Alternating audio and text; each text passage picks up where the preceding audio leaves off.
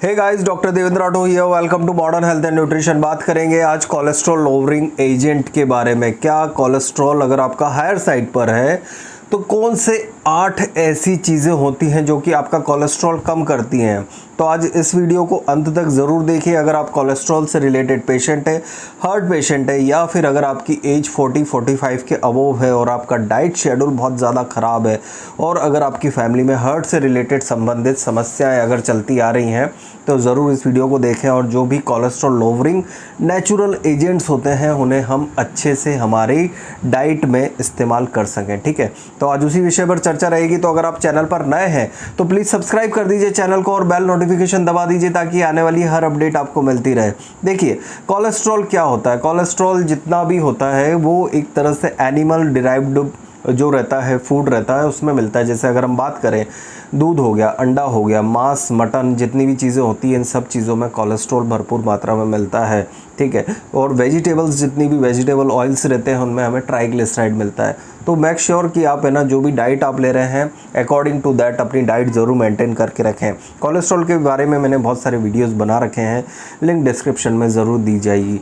ठीक है, अगर हम बात करें तो नेचुरल सब्सटेंस बहुत ज़्यादा इंपॉर्टेंस रखते हैं। अगर हम हमारी डाइट में अगर उसे डेली रेगुलरली अगर हमारी डाइट में इस्तेमाल करें तो कोलेस्ट्रॉल की जो समस्या होती है वो धीरे धीरे वो एक तरह से कम हो जाती है। और कोलेस्ट्रॉल बढ़ने की जो समस्या होती है वो एज के साथ वो बढ़ती जाती है। तो उस जो प्रोबेबिलिटीज़ जो रहती है कोलेस्ट्रॉल बढ़ने की, उसको कम करने के लिए हमारी डाइट में कुछ इम्प्रूवमेंट करना बहुत ज़्यादा ज़रूरी होता है।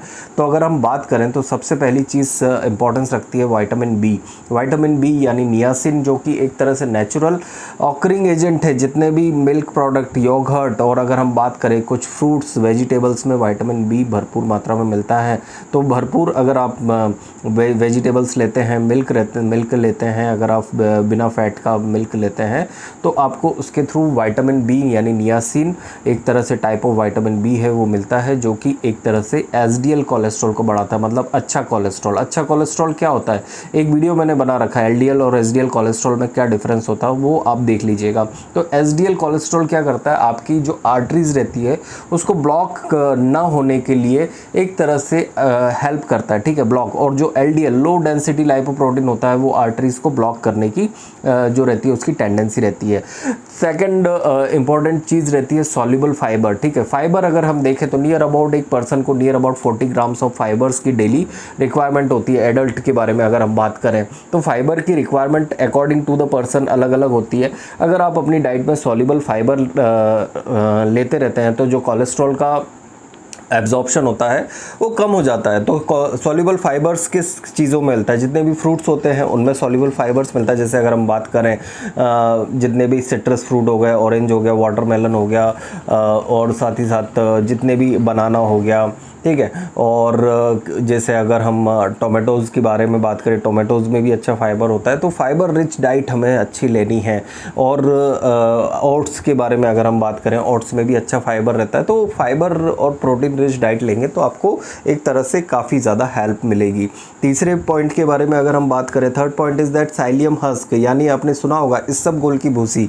क्या होता है कि ये कुछ सीड्स रहते हैं उसकी हस्क से बनते हैं। ठीक है, ये क्या करती है, बॉडी के अंदर जाकर आपका एक तरह से कोलेस्ट्रॉल का एब्जॉर्प्शन जो होता है वो कम कर देती है। कोलेस्ट्रॉल का एब्जॉर्प्शन कम होगा तो ऑब्वियसली आपकी बॉडी के अंदर कोलेस्ट्रॉल का जो ब्लड में कोलेस्ट्रॉल लेवल है वो अपने आप डाउन हो जाएगा।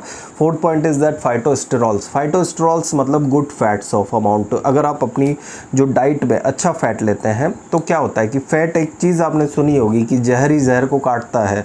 ठीक है, तो फाइटोस्टेरॉल्स एक तरह से गुड टाइप ऑफ फैट्स होता है जो कि अच्छे नट्स में होता है, लेग्यूम्स में होता है, बीन्स में होता है ना। और जितने भी अनाज होते हैं उसमें एक amount of good fats of amount होता है, ओमेगा 3 फैटी एसिड्स होता है, जिसकी वजह से अगर देखा जाए तो काफ़ी ज़्यादा हेल्पफुल करता है। वो एलडीएल कोलेस्ट्रॉल को कम करता है और एसडीएल कोलेस्ट्रॉल को बढ़ाता है। ठीक है, तो phytosterols you must take according to that. Okay, fifth point is that soya protein. Soya protein is the good source of protein also.